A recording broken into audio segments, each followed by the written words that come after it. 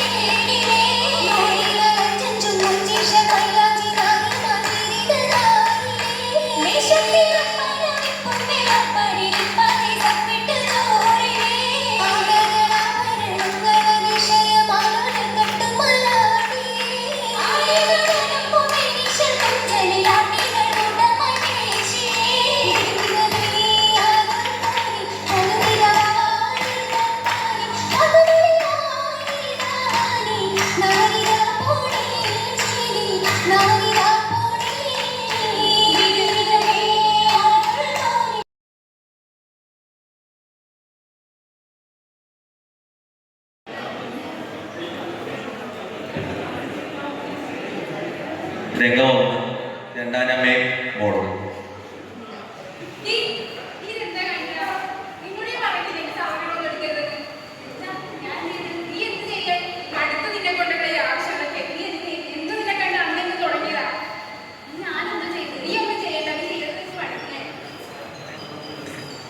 രംഗൻ 2 അച്ഛൻ വീട്ടിലേക്ക് വരുന്നു.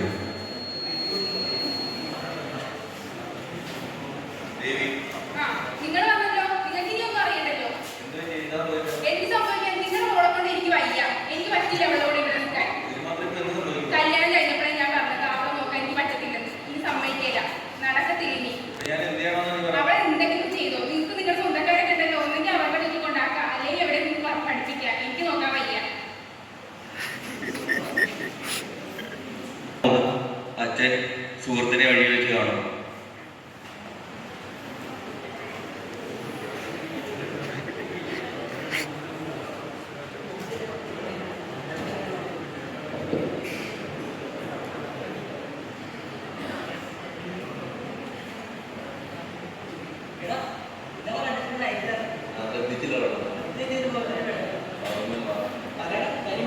അതൊന്നുമല്ല വീട്ടിൽ എങ്ങനെ ഭാര്യയും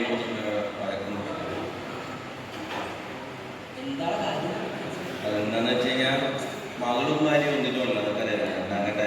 അപ്പോൾ ആദ്യത്തെ ഭാര്യ ഞാൻ അത്ര രസത്തിലല്ലായിരുന്നു. അപ്പോൾ എനിക്ക് വലിയ താല്പര്യമൊന്നുമില്ല അവളെ നോക്കാനായിട്ട്. അവളെ വീട്ടിൽ നിന്ന് എങ്ങനെയെങ്കിലും മാറ്റം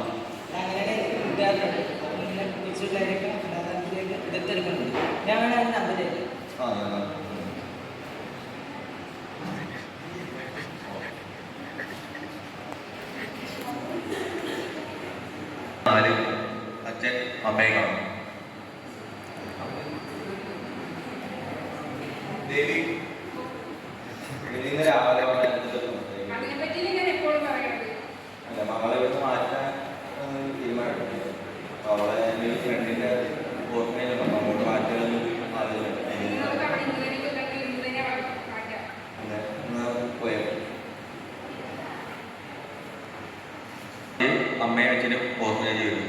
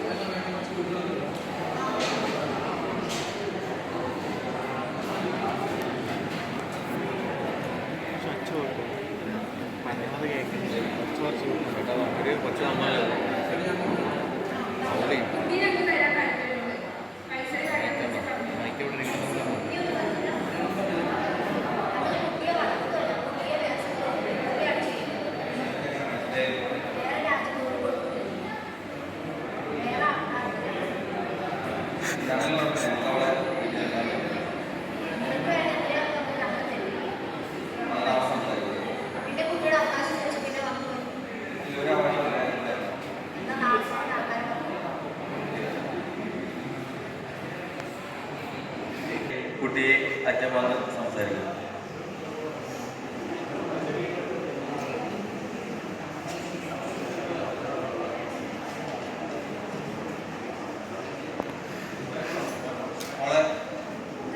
മോളോട് എന്തെങ്കിലും കാര്യം പറയാം.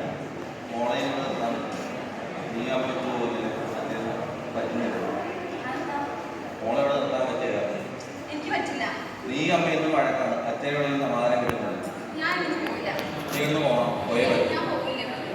നീ ഇവിടുന്ന് പോയേ പറ്റും.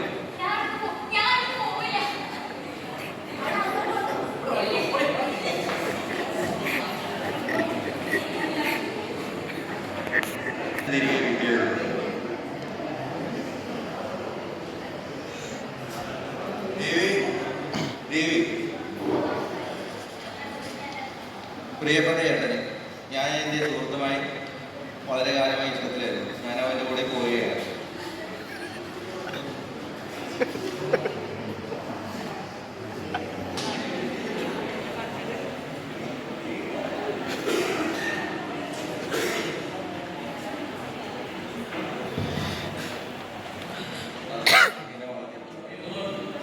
ഞാൻ അവളെ ഇങ്ങോട്ടാക്കിയത് അല്ലെങ്കിൽ എൻ്റെ അവളെ ഞാൻ ഇങ്ങോട്ടാക്കിയതാണ്. എനിക്കെന്നെ അവളെ കണ്ടേ പറ്റുള്ളൂ. അത് പറയാൻ പറ്റില്ല. വലുതല്ല മറ്റൊരു ബന്ധവും. ഇതുപോലെ നമ്മുടെ സമൂഹത്തിൽ നമ്മുടെ ഇടയിൽ തന്നെ നടന്നു വരുന്ന ഒരു സംഭവമാണ്. എല്ലാവർക്കും ഇതൊരു പാഠമാവട്ടെ. ഇത്രയും നേരം ഞങ്ങളെ കണ്ടും കേട്ടും വരുന്ന നിങ്ങളുടെ വിലയേറിയ സമയം ഞങ്ങൾക്ക് നൽകിയ നിങ്ങൾക്ക് എല്ലാവർക്കും നന്ദി. എന്തെങ്കിലും തെറ്റുകളുണ്ടെങ്കിൽ ക്ഷമിക്കുക. നന്ദി, നമസ്കാരം. നായികയുടെ വീട്.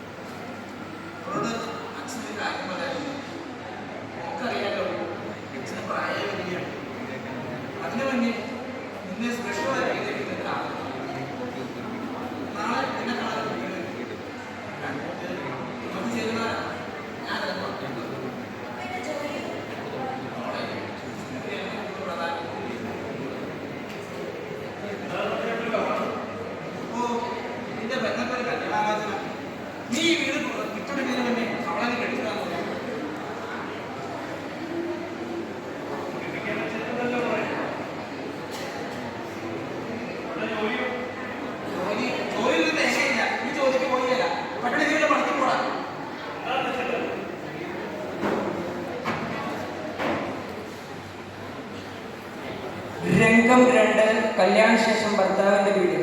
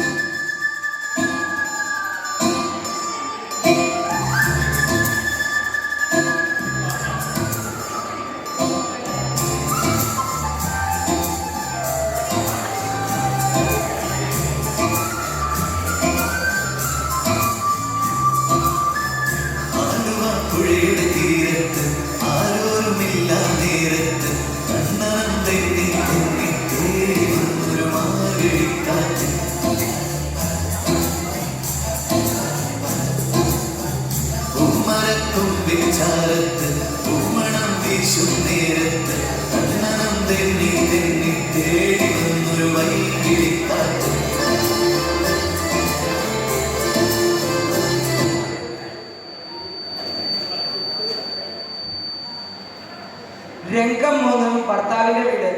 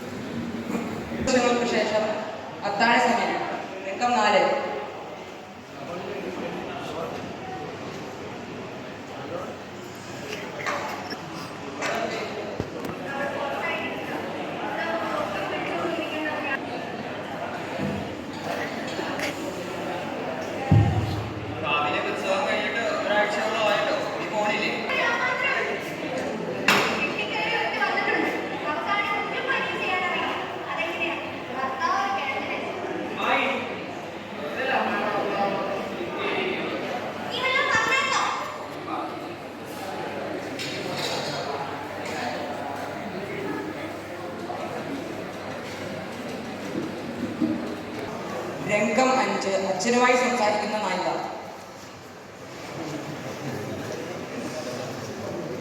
ഹലോ. ആ മോളെ, എന്തുണ്ട് വിശേഷം? കുഴപ്പമില്ല അച്ഛാ. എന്താ മോളെ സൗണ്ട് വെക്കാതിരിക്കുന്നേ? അത് ഞാൻ പറഞ്ഞില്ലായിരുന്നു അച്ഛാ. മോളെ, ഇതൊക്കെ എല്ലാ വീട്ടിലും സർവ്വസാധാരണമാണ്. കുറച്ച് ദിവസം കഴിഞ്ഞ് ഇതൊക്കെ ശരിയാവും. എല്ലാം സഹിക്കാം അച്ഛാ. പക്ഷെ ഈ അമ്മായിയുടെ കുത്തുവാക്കുകൾ കേൾക്കുമ്പോഴാണ്.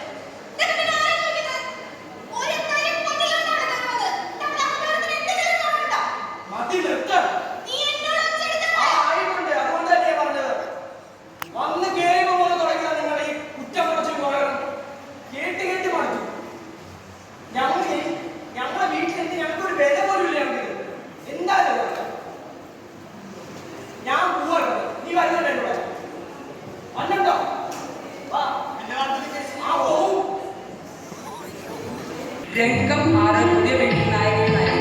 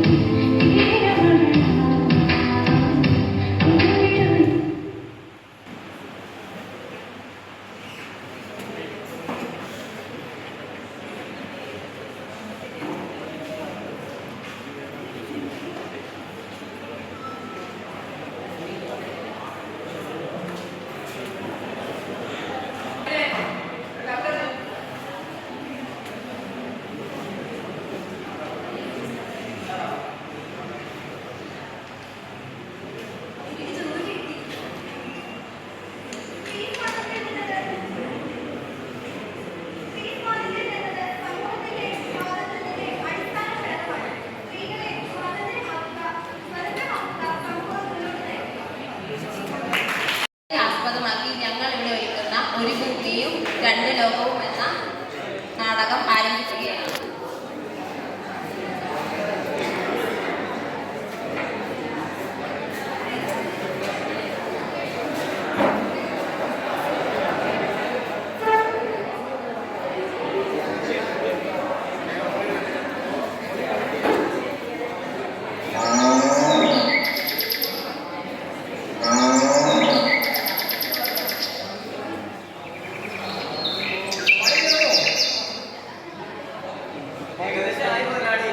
ശമ്പളം വണ്ടി വെച്ചിട്ടുണ്ട്, അതെടുത്തിട്ടോ.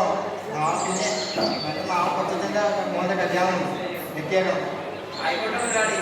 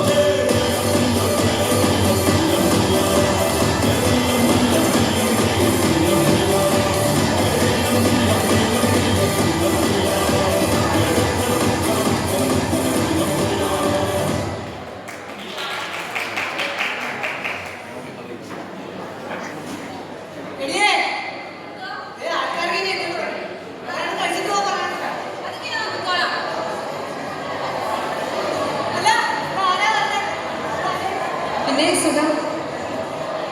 ഇവിടുത്തെ കാര്യങ്ങളൊക്കെ എങ്ങനെ പോണ്? പിന്നെ ജോസേ, ഞാൻ ഒരു കാര്യം ചോദിച്ചാൽ നിനക്ക് വിഷമം തോന്നരുത്. ജോമോന്റെ കല്യാണം കഴിഞ്ഞിട്ട് ഒരാഴ്ചയായി, ഇതുവരെ അവൻ ഇവിടെ എത്തിയിട്ടില്ല. ഇപ്പോഴും ബാംഗ്ലൂർ തന്നെ. പിന്നെ ഈ ഫംഗ്ഷൻ, ഇതൊക്കെ ഒരു അമിത ചെലവല്ലേ?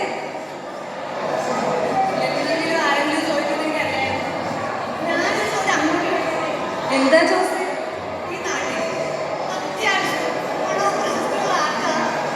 അത് ജോസ് തന്നെ.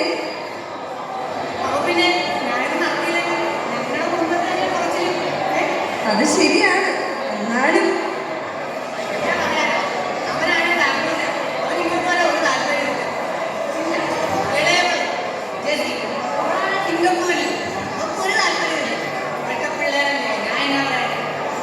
എന്നാ പിന്നെ കാര്യങ്ങളൊക്കെ നടക്കട്ടെ. സിസ്റ്റർ ഇങ്ങോട്ട്. അതിനെന്താ, കഴിക്കാലോ.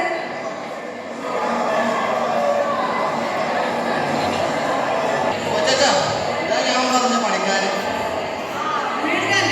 അതെ.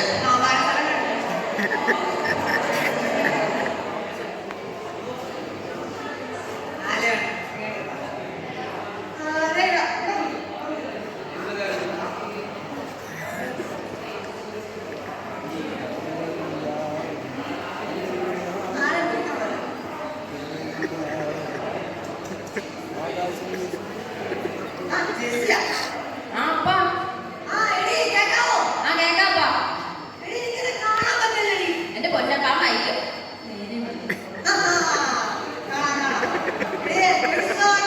സുഖം തന്നെ. അവിടെ എങ്ങനെ കാര്യങ്ങളൊക്കെ? ഇവിടെ എല്ലാം ഭംഗിയായിട്ട് കൊണ്ടുവരാനേ.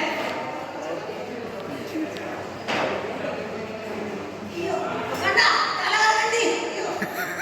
ദേ, അമ്മച്ചി വന്നിട്ടുണ്ട്. അവളെ വിടാം. ദേ, ജെസിമോളാ. ആ സുഖം തന്നെ. എടാ, കുടി ഉണ്ടായിക്കോ. ആ, മതിയാവും, മതിയാവും. നമുക്ക് ആ waste ഒക്കെ ഒന്ന് നോക്കണം.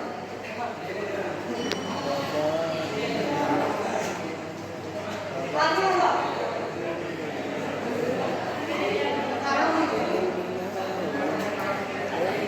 ആ, ഇനി കുറച്ച് ബിരിയാണി ബാക്കി വന്നിട്ടുണ്ട്. അതും കൂടെ ഇട്ടോ.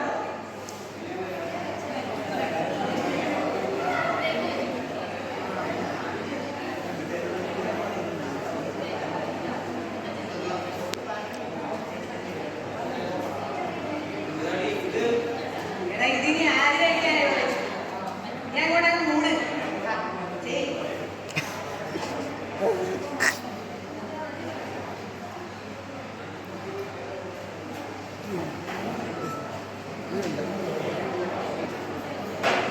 മോളെ, മോളെ.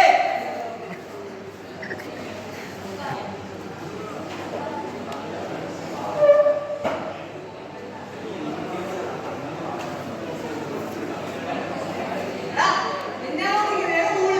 പണി പതിനൊന്നായി, മനുഷ്യൻ ഉറങ്ങണം. ആ, അവിടെ കുഴി. ആ, വേഗം, വേഗം.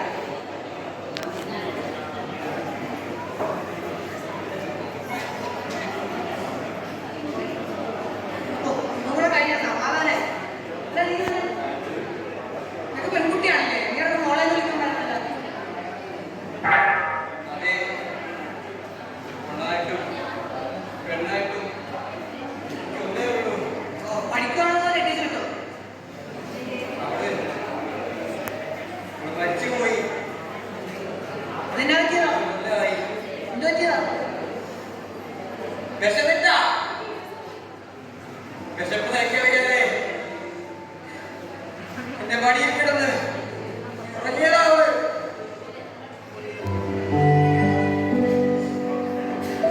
പിറ്റേന്ന് ഒറ്റ കിടപ്പായിരുന്നു. ഞാൻ എത്ര വിളിച്ചിട്ടും അവൾ ഉറങ്ങില്ല. എനിക്കെന്ത് ചെയ്യണമെന്ന് അറിയില്ലായിരുന്നു.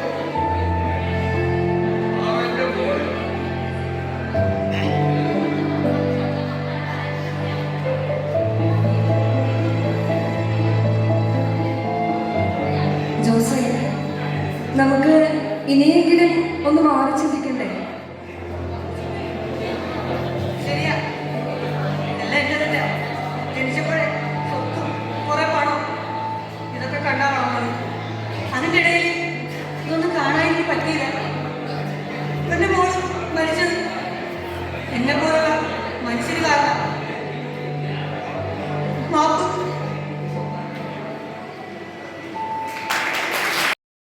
മാന്യരെ, സമൂഹ മനസാക്ഷിക്ക് മുൻപിൽ കണ്ണാടിയാകേണ്ടവരാണ് ഓരോ മനുഷ്യരും. കണ്ണ് കെട്ടി നിൽക്കുന്ന നീതി ദേവതയുടെ തുലാസിലെ അളവിൽ പോലും കലർപ്പ് ചേർക്കുന്ന ഇന്നത്തെ സമൂഹത്തിൻ്റെ തെറ്റായ നടത്തത്തിന് നേരെയുള്ള ഒരു ചൂണ്ടുവിരലാണ് മലയാളം ഡിപ്പാർട്ട്മെൻറ്റ് ഇവിടെ അവതരിപ്പിക്കുന്ന നീതി ദേവത കണ്ണടയ്ക്കുമ്പോൾ എന്ന ഈ സ്കിറ്റ്.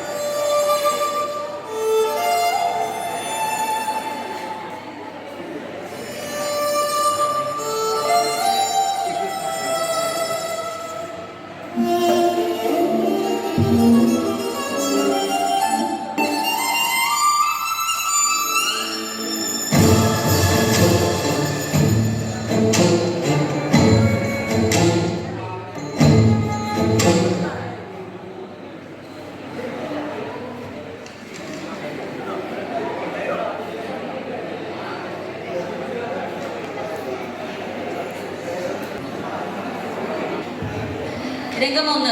കോടതിയിലെ വിജനമായ അന്തരീക്ഷം.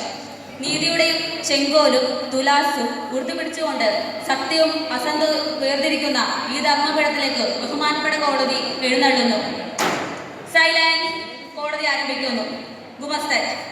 കേസ് നമ്പർ 521/2026 മാർട്ടിനെ കൊലപ്പെടുത്തിയ കേസിലെ പ്രതി ദയ.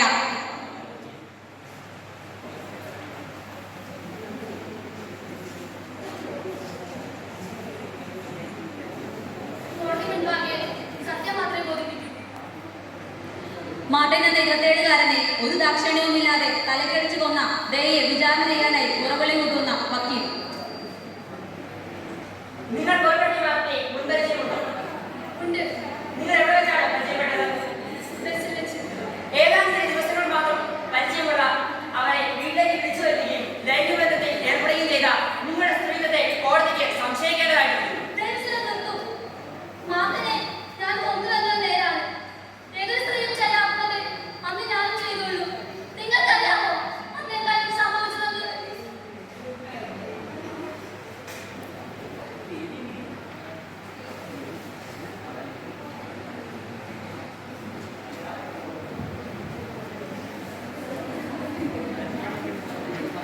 ഇന്നലെയും ആ ഉടമ വന്നിരുന്നു. ഈ വീട്ടിൽ നിന്ന് ഇറങ്ങണമെന്ന് പറയാം, അല്ലെങ്കിൽ പണം കൂട്ടിക്കൊടുക്കണമെന്ന് പറയുന്നു.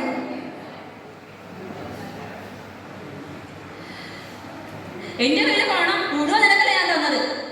നീ അത് എന്ത് ചെയ്തു? എന്റെ കയ്യിലില്ല ഇനി പണം. നിന്റെ കയ്യിലുണ്ടെങ്കിൽ നീ കൊടുക്ക്. ഓ, ആ കാര്യം ഞാനങ്ങ് മറന്നു. അതിന് നിന്റെ വീട്ടിൽ നിന്ന് എന്തായിരിക്കും തന്നിട്ടുള്ളത്? ദൈവമേ, ഏത് സമയത്താണ് ഇയാളുടെ കൂടെ എന്റെ മാതാപിതാക്കളെ ഉപേക്ഷിച്ച് വരാൻ തോന്നിയത്? അല്ലെങ്കിൽ ഞാൻ വക്കീലിനെ കാണാനിരിക്കുവാണ്. എനിക്ക് നിന്നെ മടുത്തു. എനിക്കും.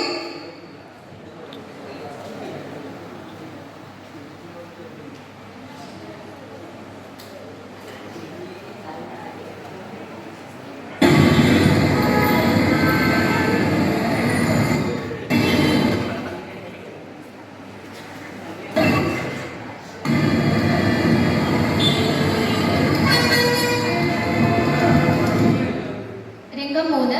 ബസ്സിലെ യാത്ര.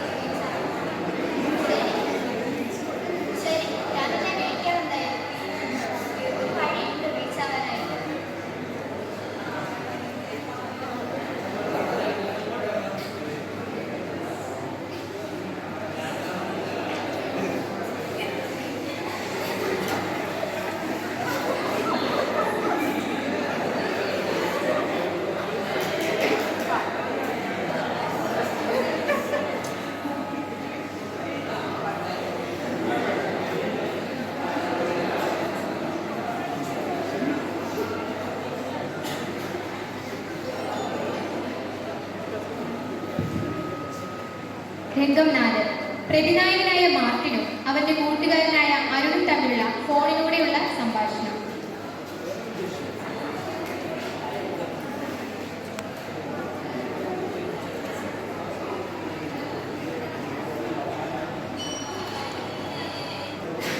ട്രിങ് ട്രിങ് ട്രിങ് ട്രിങ് ട്രിങ് ട്രിങ്.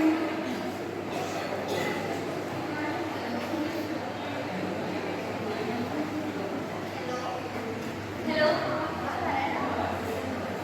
എടാ ഞാൻ വിളിച്ചതേ ഒരു കാര്യം പറയാൻ വേണ്ടിയാ.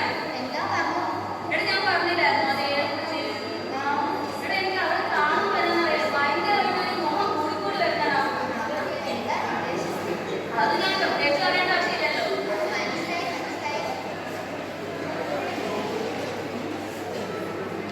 എടാ എനിക്ക് അവളെ കാണുമെന്ന് തോന്നണടാ. ആ ശരി, എനിക്ക് പേടിയില്ല, എന്നാലും നമുക്ക് പോവാം.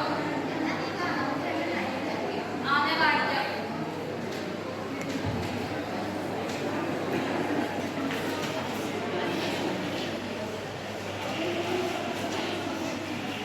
എടാ ഞാൻ പറഞ്ഞില്ലായിരുന്നു അതേനെ കുറിച്ച്. അവളെ ഞാൻ വ്യക്തിപരമായിട്ട് പരിചയപ്പെട്ടു, പക്ഷെ എനിക്കവളെ മറക്കാൻ പറ്റുന്നില്ലടാ. ഞാൻ എന്ത് ചെയ്യും? അവനെ സ്നേഹം എന്ത് ചെയ്യും? എനിക്ക് ദേഹം വേണം.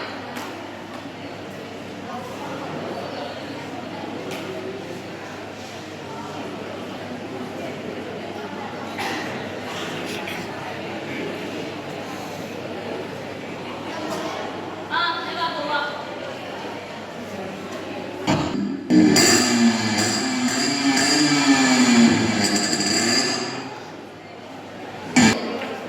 ദയ വിങ്ങി വിങ്ങി കരയുന്നു. അവസാനം ദേഷ്യത്തോടും സങ്കടത്തോടും അവൾ പറയുന്നു,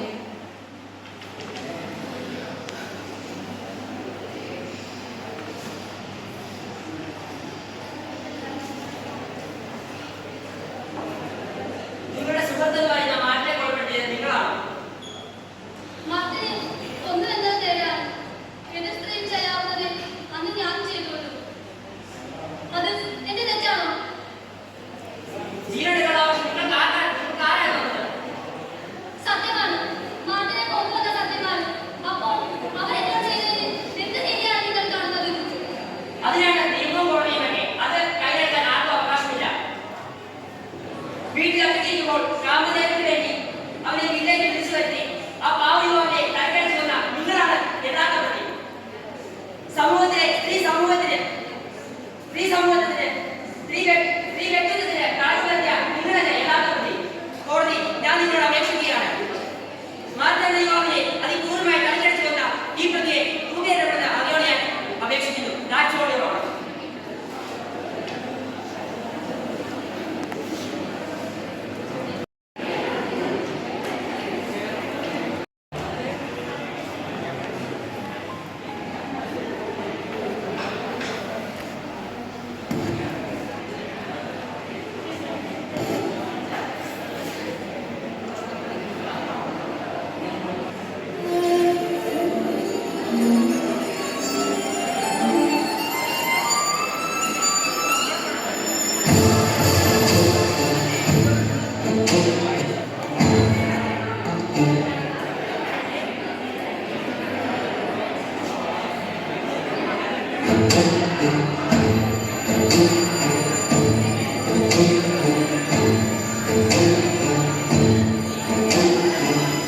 സുഹൃത്തുക്കളെ, മനുഷ്യ മനസ്സിനെ മുറുക്കുന്ന ഒറ്റയായ ജീവിതത്തിന്റെ യാഥാർത്ഥ്യമാണിത്.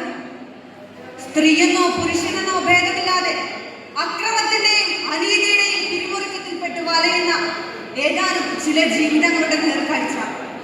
ജനിക്കാനും ജീവിക്കാനും ഈ ഭാരതത്തിൽ ഓരോ മനുഷ്യനും അവകാശമുണ്ട്. ഉയർന്നു പറക്കുവാൻ കൊതിക്കുന്ന ചിറകുകളെ തല്ലി തകർക്കുന്ന അനീതിയുടെ ക്രൂര വിനോദങ്ങളെ ഹനിക്കേണ്ട സമയം അതിക്രമിച്ചിരിക്കുന്നു.